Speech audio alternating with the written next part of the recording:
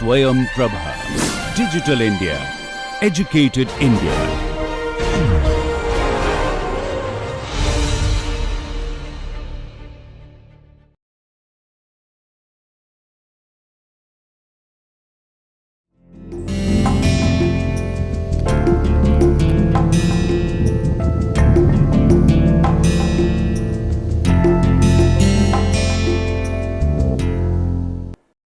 You may recall in one of the previous lectures I was talking about globalization and how globalization has morphed capitalism. I was in that lecture pointing out how capitalism, which had been inspired by by a set of noble ethics, has now morphed into a kind of stigmatized capitalism. Incidentally, this term stigmatized capitalism was first used by the former economic advisor to the government of India, Mr. Arvind Subramaniam. I'm only saying that this term stigmatized capitalism applies not only to India but also to global capitalism. I had pointed out at that time that stigmatized capitalism has opened up avenues for methods of making, increasing your profits. Actually, it's supposed to be rent, but it's very difficult nowadays to distinguish between rent, which is unearned income, and profit, which is earned income, because due to globalization, what is happening is so-called profit is like rabbits out of the box. You can just use information, and if you are privy to certain information, or if you are close to, you can use that information to convert that information into profits without, you don't have to own assets, you don't have to own any special skills. This is actually, can also be interpreted as unearned income, but therefore the margin between earned and unearned income is earned profit and unearned income is, or rent is becoming hazy. That's one. And the margin between the legal and illegal methods of earning profits is also becoming hazy. In fact, some of the legally established institutions promote the what shall I say? Promote illegal activities, illegal methods by which you can hide profits that were hide incomes that you have that you would like to that you have earned through illegal activities. So what I'm trying to say is that stigmatized, capitalism has become stigmatized for this reason also.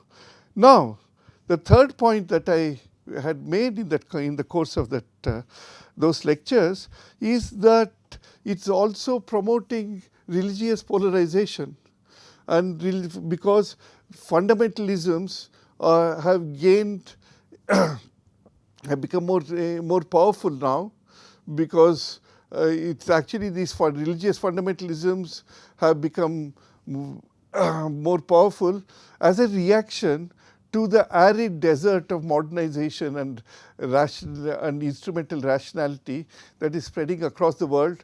Instrumental rationality, where, as I mentioned, that illegal activities can be hidden as legal activities, and therefore, and the erosion of morality, sacrifice of morality for human pleasures. All these things have sort of made this the capitalist growth today into a kind of stigmatized capitalism. All right. Today, I want to not only that, furthermore, along with this, what is happening is that corruption, the avenues for corruption have proliferated all over the world, not just in India. So, this is all the more the reason why we can say that the capitalism that presents itself is stigmatized, and it's even the situation has become even more complex, because as this capitalism has become stigmatized, it's becoming also a runaway capitalism. Economic systems can not only evade laws. Economics, the participants in the economic activities can not only evade laws, national laws, but it appears that the forces of globalization are so powerful, they are weakening the political power of nation states to secure their borders to ensure that they can impose their legal authority effectively. This is because there are so many examples. Media, for instance, media, by highlighting several unsavory happenings that's happening happenings in our country, for instance, it can by projecting them on the global level, can force the national government to take action, against those activities. Or, for instance, media can media is constantly, for instance, look at this the social media of WhatsApp. WhatsApp can arouse political movements on bits of fake news, and create hurdles for the imposition of law and order, for the maintenance of law and order in a given country. The country's barriers have been penetrated by national barriers have been penetrated by this media, international media. Therefore, it's very easy for, as it happened in Sri Lanka recently, it's very easy for non-government sources to influence people. They influence people, Sri Lankan citizens, to resort to acts of committing suicide, to becoming suicide bombers. All right, and therefore it erodes the security apparatus of these countries. Of course, there is another side to this, that the modern technology that's available can also effectively combat these subversive tendencies. But there's always a threat of subversion nevertheless, because the states cannot catch up with the advances, with the way in which subversive agencies can harness modern technologies to their own purposes. So this is also the reason why the new capitalism, that's the emerging capitalism, global capitalism, is becoming stigmatized. Today, my task is to grasp how this stigmatized global capitalism is affecting India's development.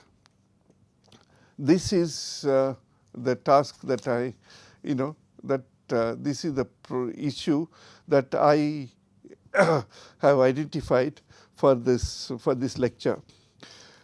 India, is now considered to be, I've already mentioned this earlier, India is already considered to be one of the global economic engines, because it is now regarded as the third largest economy in the world. and that means that India's market is very attractive to other countries, to countries all over the world. And not only that, not only India's market is, India can also influence, influence policy decisions, international, policy decisions in international forums like the G7 and all that. India's political stature has, got enhanced enormously, because many of these countries want to trade with us. And many people want to trade with us, and also our products, we will have, we can attract investments from a wide, swath of developed countries. That's why people are, keen to sell us, aircrafts and so on. Now, having said that, that is, India has become a dominant due to globalization. Because we opened up, India has become a dominant economic power. Yet, what we find is that this dominance is tinged with what shall I say, a profile which is not very flattering, economic profile that's not flattering.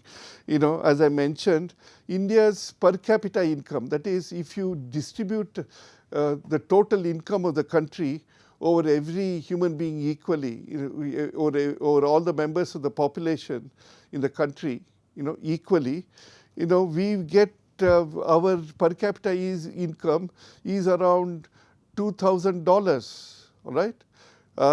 This, in comparison to, for instance, a small country like Singapore, our per capita income is only $2,000, around $2,000. A tiny island like Singapore, its per capita, income is $64,000. See how, and then Luxembourg leads the list with. I'm talking about US dollars. Leads the list with Luxembourg has Luxembourg's per capita income is $1,14,000, right? And USA has its per capita income is more than $62,000. Germany's per capita income is more than $48,000. US and China's, in per capita income is about $9,608. And even Sri Lanka is doing better than us. Sri Lanka has a per capita income of more than $4,000. And Vietnam, which has emerged only recently, Vietnam's per capita income is higher than India's per capita income. This shows that, and then of course on human development indices, we have faltered. Actually, as Professor Amartya Sen says, that India is like, what shall I say, advanced California, amidst a desert of, amidst sub-Saharan deserts of Africa. Even sub-Saharan deserts of Africa, in terms of human development indicators, score higher over India, in terms of infant mortality rate, in terms of lifespan, and so on and so forth. They do, in terms of nutritional levels, they do much better than India. So anyway, so that means we have much to, a long gap to fill. Ours is a distorted kind of development. And why is this happening? That is, why is, there are several impediments. There have been several impediments to our development. You see, I was talking about India's development. Let me, I was talking about global development. Let me point out here that I've already discussed it in the previous lecture. Globalization the development of capitalism in earlier years used to produce a vast bulge of the middle class, and that way it compressed inequalities, because there were fewer poor and few rich at the top, and the vast majority of the population was in the middle class, was consisted of the middle class. But today's global development, capitalist development, is such that it is polarizing. The rich are few at the top, and there is a large number of poor people. How does it? Actually, some economists point out that economic growth that modern capitalism is generating is a kind of polarized economic growth, an unequal economic growth. This is a very significant fact. That is that in India, for instance, today, top 1% of the income classes in our country own more than 55% of the national income. Not only that, if you consider the top 10%, they own more than 70% of the national income. That means the bottom 10% or the bottom 50% have become poorer than before, have become extremely poor. So the fruits of development are going to the upper classes. Now, you see, the problem is much more poignant in the context of India, because the bottom level, the poverty level, is much lower in our country than compared to other countries. So, if the poor are not getting enough of a share in the national income, then it becomes the poorer. One can draw the conclusion that the poor are getting. I won't say they are getting poorer. They are not rapidly. They are not becoming as rapidly rich as they should be. That means the benefits of development are flowing more to the rich, are flowing only in the direction of the rich. You see, it's an appalling thing. It's that is that India, the world's richest man, lives in India. That's Mukesh Ambani is supposed to be the richest man. I think India's number of number of billionaires in India has increased to about 67 at the last count, and the number of millionaires has increased to about 10,000 now. But if you look at if you look at the disparity of incomes in this context, then I think it is then many ethical questions can be asked. I'm not going to ask ethical questions on this issue, but what's more important is that what are the consequences of this kind of disparity of income, wide disparity of income. One, the point that's made, and very effectively, is that this disparity of income will also shrink markets, because the rich, the markets are catering to the rich. The Indian economy, in the Indian economy, the market swings are determined by the consumption pattern of the top 200 million people. All right, if it's the middle class and the rich put together, 200, let's say 300 million people out of a population of 1.3 billion, the top 300 million, it's they who are the consuming classes. They want the all the they have the income to consume. What do they spend on? Mostly on luxury items. But on luxury items, you invariably, it so happens, when you spend on luxury items, except for when you go on cruise and tours, foreign tours and all that, what happens is that the consumption is limited, the market is limited. Your wants are limited. If, for instance, you may want to have, as your family expands, you may want to have more than one TV at home, television at home. Maybe you want to have 3 televisions, but more than that, you will not increase. Just because new brands of televisions are coming, you will not you will not automatically go and buy those televisions. Sometimes you get tempted, but the demand, the effective demand in the market for luxury goods doesn't increase as well as the demand for necessities, all right, in the market. So what happens is that if the top 300 million, all right, who buy diamonds, who buy gold, is actually this is also an important factor.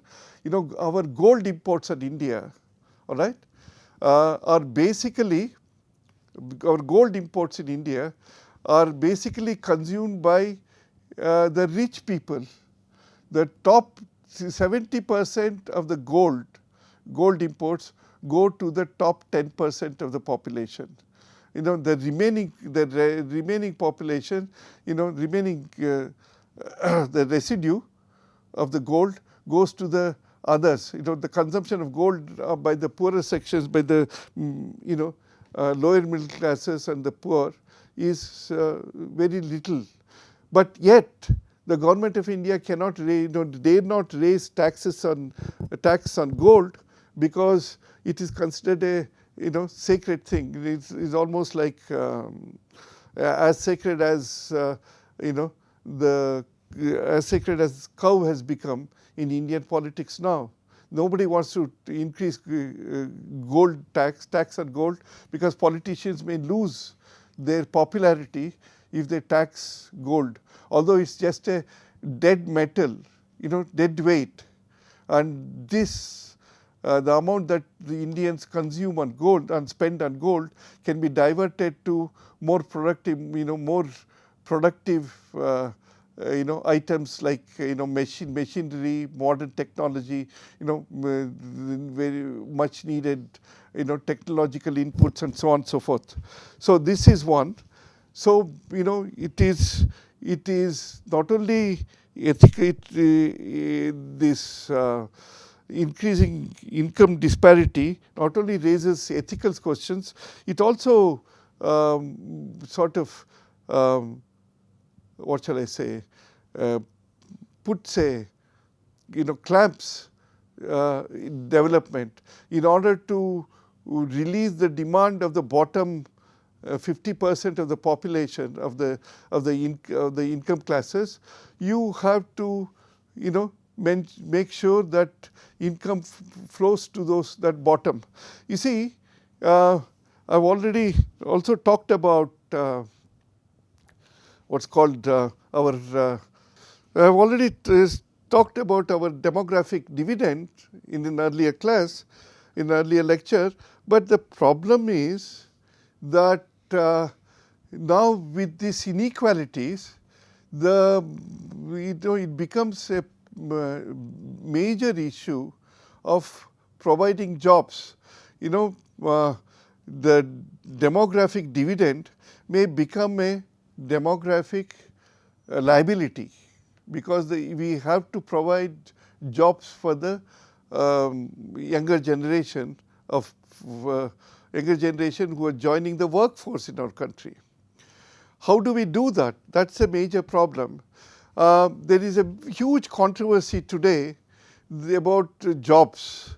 India is supposed to be experiencing jobless growth.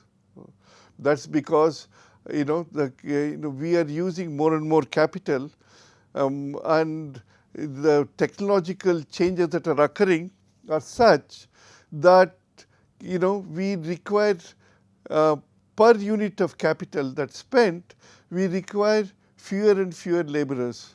You see, this is because of computerization, as I mentioned earlier. This is because of automation and all that. This is because of because we have introduced autonomous cars, we have introduced automation in our industries, and therefore the number of workers required is going down. So this is another problem. But of course, the jobless growth is about, we'll have to make a distinction between jobs and work. All right, jobs are just jobs. When we talk of jobs, we are talking about slots that are available in the economy for people to fill in. All right, whereas work is about skills, about skills that people possess, and work is about people enjoying the fruits of the work they do. All right. Now, it is in our in counting the number of jobs, people, there is a huge controversy today that India is suffering from unemployment. We have the number of workers, the proportion of people who can be employed has gone up, has gone up to unprecedented levels in our country as compared to 45 years ago. All right, this is the first time we are facing such a huge unemployment. But this, is challenged by others. They say that if people have lost jobs, you see, then there would have been a big, rioting, because if the job losses have been so severe, then people would have, political, in a democracy like ours, political parties would have organized effective protests, and there would have been riots, law and order situation would have, deteriorated. And they say that this has not happened, shows that there is something, seriously, something, a different kind of process, what shall I say, there are certain types of people are finding, finding that they can get incomes. You see, the problem with unemployment is about the statistics of collecting data about how many people are employed and how many people are not employed, because the system that the government of India has, collects data on unemployment every 4 years. All right. And within those 4 years, anything could have happened. The Indian data do not capture the changes in unemployment, that whether a person is employed in a productive job or not, very easily, the changes that are occurring in the employment scene very easily. That's one. But second, the problem that we face in counting the number of people employed is has become murkier for yet another reason, because there is this the informal sector, or what's called the unorganized sector in the Indian economy is perhaps expanding, and therefore people who find sources of income cannot be counted. Why do I say this? It's because in the informal sector there are several people who are self-employed, and in fact recent surveys show that the number of self-employed people are increasing, and the number of self-employed people are in the unorganized sector is perhaps I should say is increasing, because the numerous in the economy, numerous new openings are being created. For instance, one example of new sources of income is for instance, this these courier services, which now postal services have almost become what shall I say, obsolescent, because most of the private courier services have taken over, and they employ their own people to send across parcels from one place to another.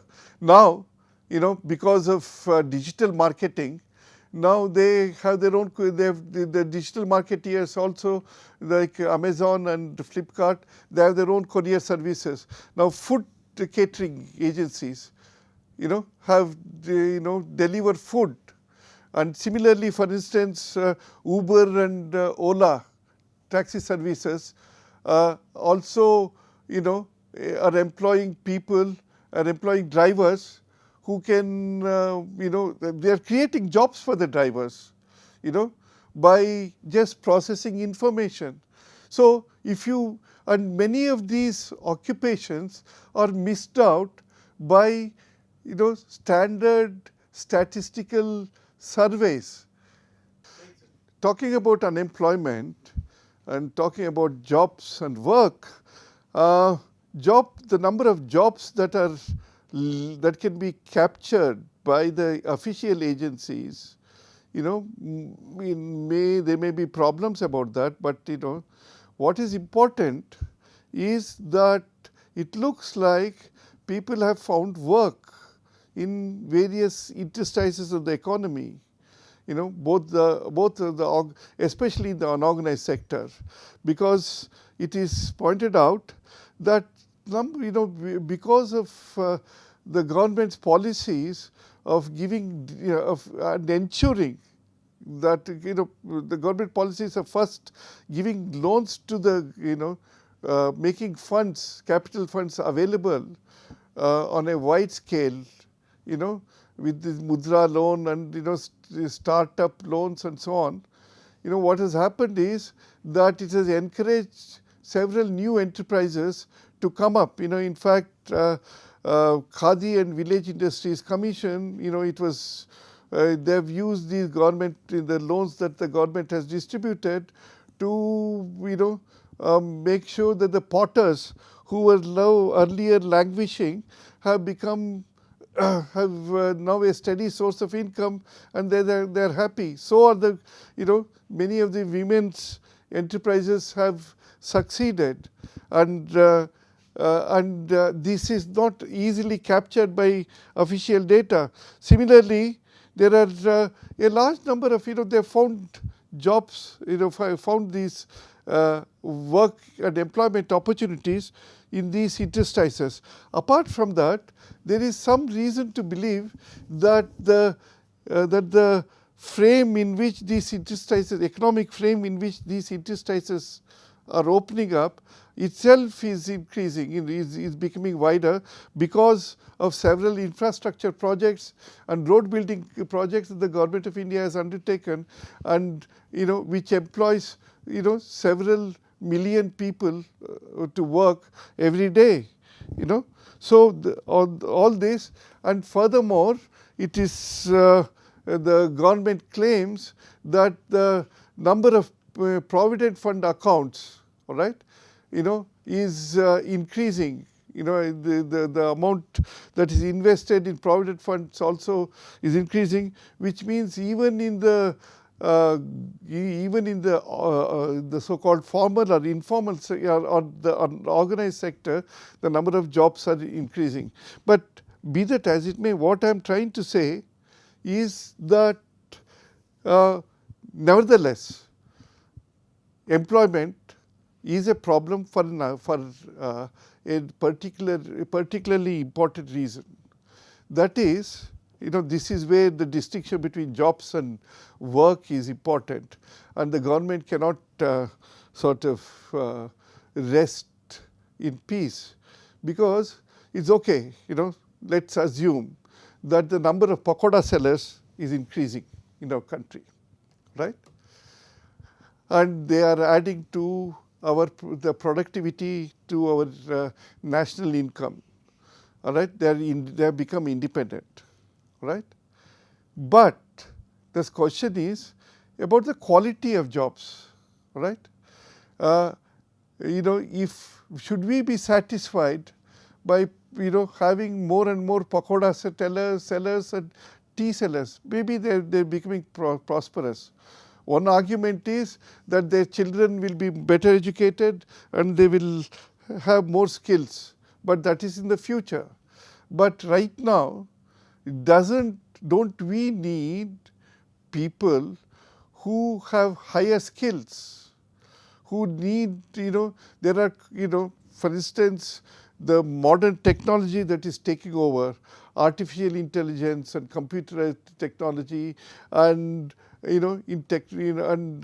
aerospace and several fields, they require very competent, trained, technical personnel and engineers. We need excellent doctors who are in the cutting edge of medical profession and all that. For that, and also we need to secure our borders, to make sure our security is as I said, globalization has sort of has made our borders in very many ways porous. All right, we sort of shrunk the capacity, the sovereignty of the nation state.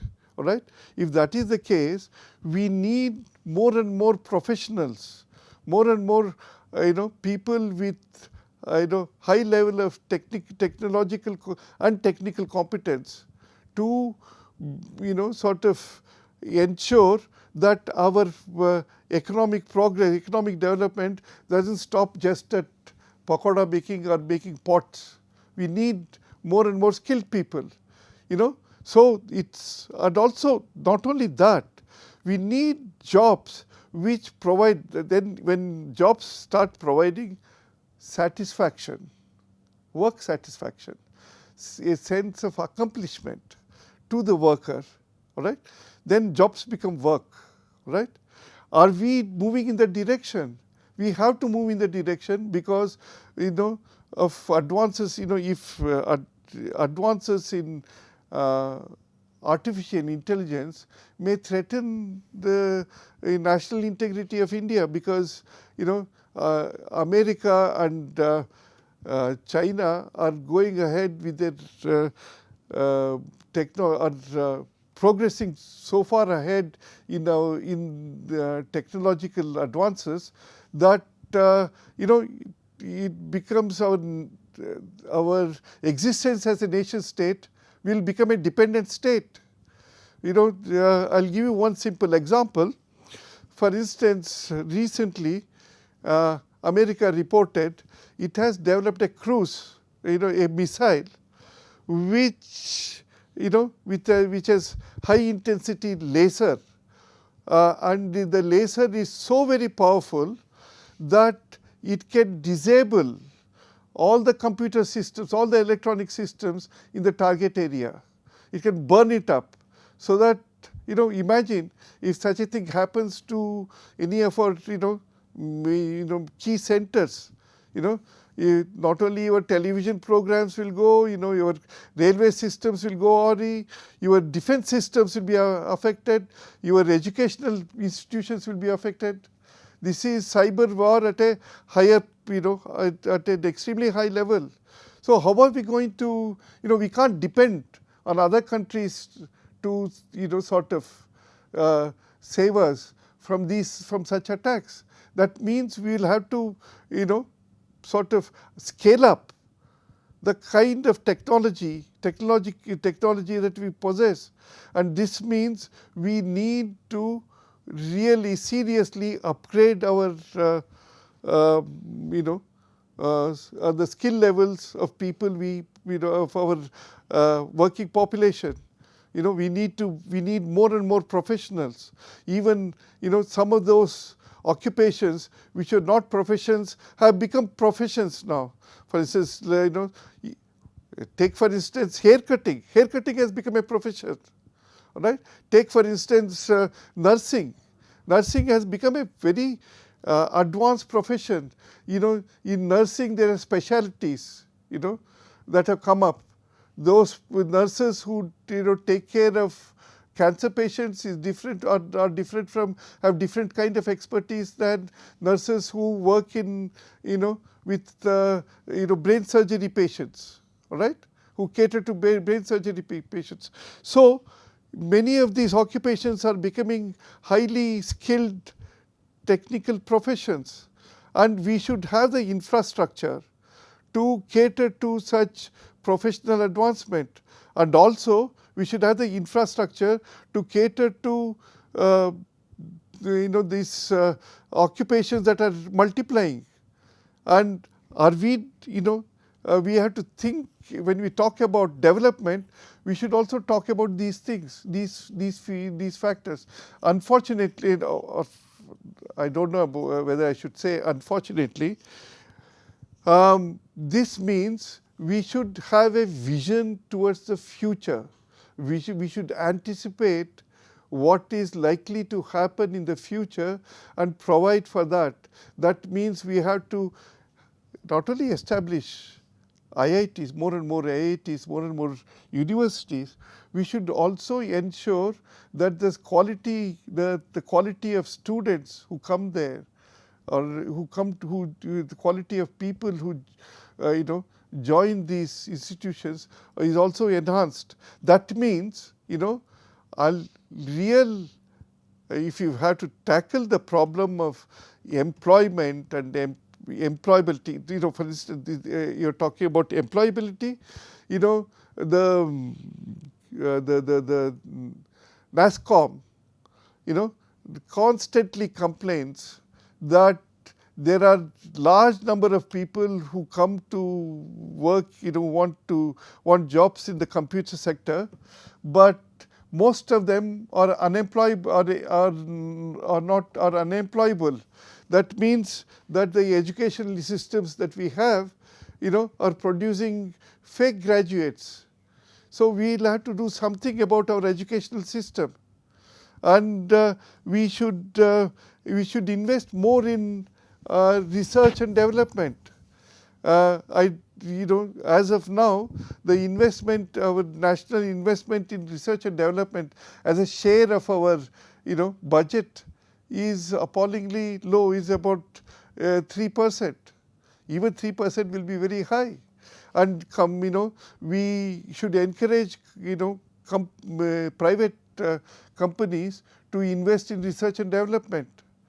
And this is that, in this sense, I think India, development faces a serious challenge, that today's Indian economy faces a very serious challenge. So what I'm saying is, I'm talking about the nature of India's development, in the contemporary times.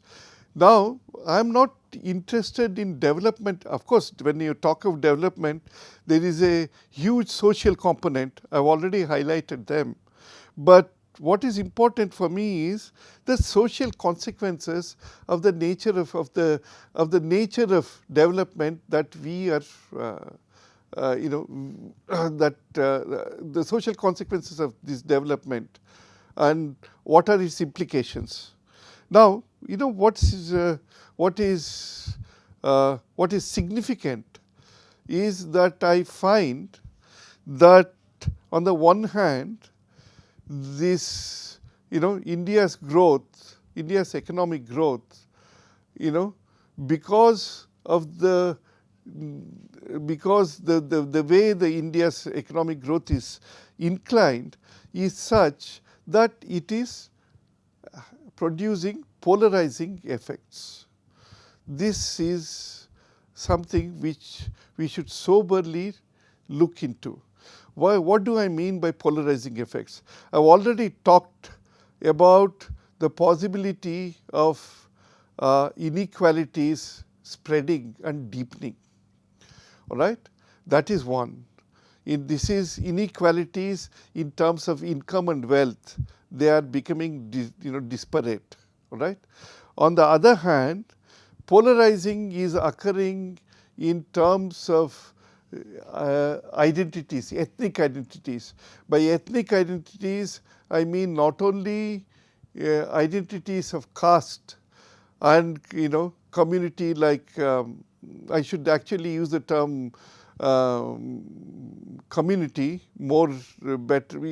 Community is a more preferred term to ethnicity, but let me say that let me continue to use the term ethnicity. So there is a differentiation of classes and a differentiation occurring in terms of ethnicity, ethnic identities. This is in a way good, but in a way it is also it is also subversive tendencies.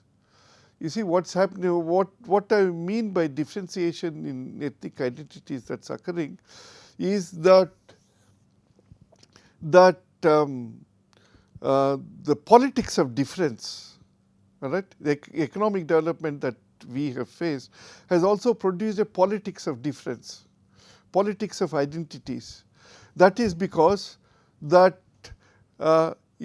as I have described this earlier, if you look at our the strategies of development that we have pursued, all our strategies of development have concentrated on the notion of social equality.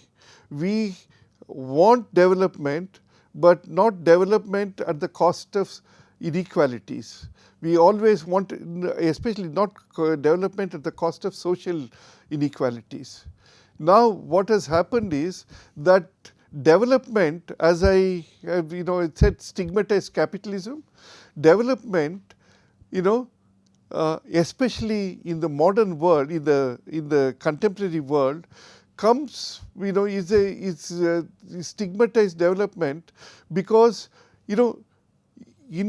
instead of including communities into sucking in communities, castes and deprived castes and communities into the mainstream economic process, it is doing it, but along with it, it's churning out a large, it's also churning out the process of exclusion, all right, in a variety of ways.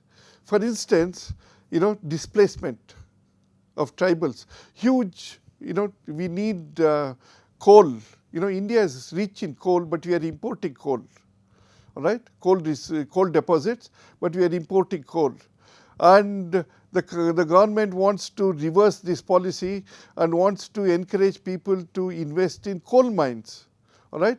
But the moment you invest in coal mines, the moment you invest money in dams, across rivers and all that, what happens is you have to displace the tribal communities that are living in forests, because most of the coal mines are in the hills, all right. Most of the rivers flow through the hills, all right. And when you dam, the dam comes across two hills. So the river valley, a river is going across a valley, and when you dam, you connect these to the mountains that on the border of the river. When it happens that most of it's in jungles. When it happens, when the rivers, when the forests get flooded, who are the people who are affected? It's the tribals. The case, the famous Narmada Valley agitation.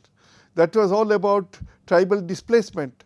So what I am trying to say is there is this kind of displacement occurring, and then there is another kind of displacement that's also occurring. Technological displacement. You may be for instance in the computer industries, Infosys and other places, you may have acquired the knowledge of latest programs, and you are recruited. But after some time, with technological advances, these computer companies no longer require your old, the computer programs you have learned have become outdated. You need people with skills in dealing with the newer computer programs that come up. Is usually the younger people. And even if the older persons who are who are hired by the company, even if they can pick up these new skills, there is always a tendency of these companies preferring the younger people, because younger people can be paid less. Their starting salaries will be less, and then younger people will be more innovative, because older people would have gotten into a particular way of thinking from which they cannot easily come out and think out of the box. So therefore, for a variety of reasons, what happens is there is job displacement there, and there is technological job displacements occurring. For instance, there are several jobs which were new jobs are coming up, but several old jobs have disappeared right in front of our eyes. All right. So what I am trying to say is that this process of churning that's going on with modern technology is also creating what is called extruding. So those people who are inside who are productively taking part in the mainstream economic processes. How are you going to tackle this problem of, economic growth today is like an engine which is constantly throwing out people who are employed earlier, and with modern technologies, computer technologies, more and more, the skill profile that is required, keeps on changing. Even in the profession of medicine, a doctor who is 60 years old, will not have the kind of competence, professional competence to handle certain, he might have been a surgeon, famous brain neurosurgeon, in his time. But if he gets old, he finds that, there are younger people who are proficient in using, the new technology much better than him, and he loses out. So there is a constant process of exclusion that's occurring with this economic growth that we are witnessing. How are we going to make sure that this growth is inclusive? This is a very big, very serious challenge. And when I ask economists this question, they say that we don't have, we don't know what about the job profiles in the future.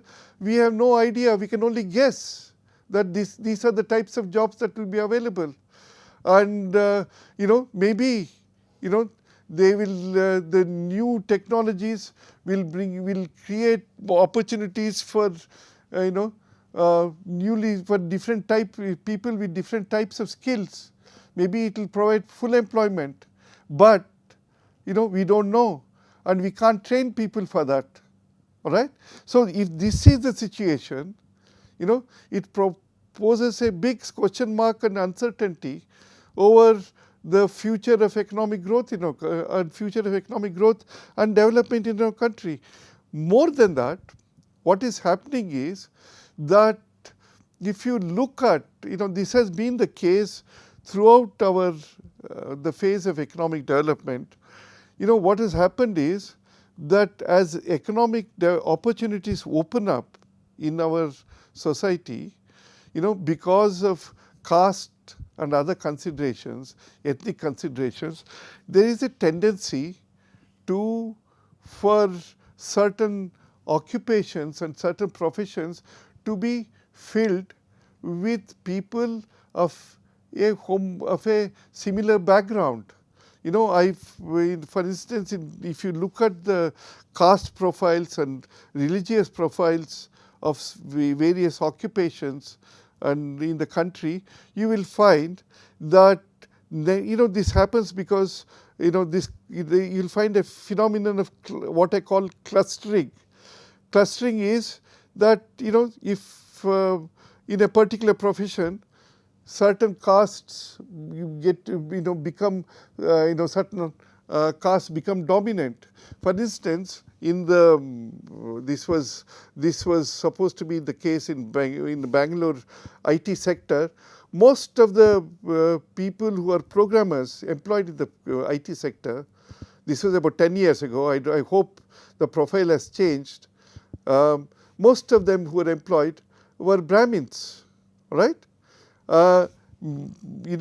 One can say that this was because it's the Brahmins who started the enterprises, but whatever it is, what happens is that the flow of flow of information through social conduits, is amazing. That is that if I am doing, if I am an IT expert and I find a job, not only do I find that I find a job in an IT company, then what I do is, I also, when I join the IT company, I see that there are so many more opportunities, that this IT company has created. That is my insider's knowledge, which the man in the street will not know because he is not in the IT company. And what do? I transmit this knowledge, directly to my kin, to my family members of my family. I'll tell my children, you better if you want to, after your high school, you better take to computer programming, all right, instead of becoming a doctor or an engineer, or instead of going to this unproductive sector called, sorry, I shouldn't be, I'm only making a joke, I'm talking about it humorously, instead of going into sociology, study of sociology. This is a humorous remark. I think sociology is a very important subject, as you will know, as you will realize as I am talking. So what is important is that what's happened is there is clustering that has gone on, that's occurred. So you find that there are ethnic clusters in different professions and different occupations, all right, and this, as a result of this, ethnification of the Indian society, ethnic identities are becoming strong, and these differences, all right, are becoming so strong that it leads to conflicts, and which may lead to subversion of the Indian economy and society, especially conflicts across lines of religion, is becoming are becoming sharp, and similarly across castes. Now this is the what I am ultimately trying to suggest is that the what shall I say, the profile that economic development in our country is producing, thanks to this blighted stigmatized capitalism, is that it is producing polarization along ethnic lines, ethnic and religious lines. Thank you so much.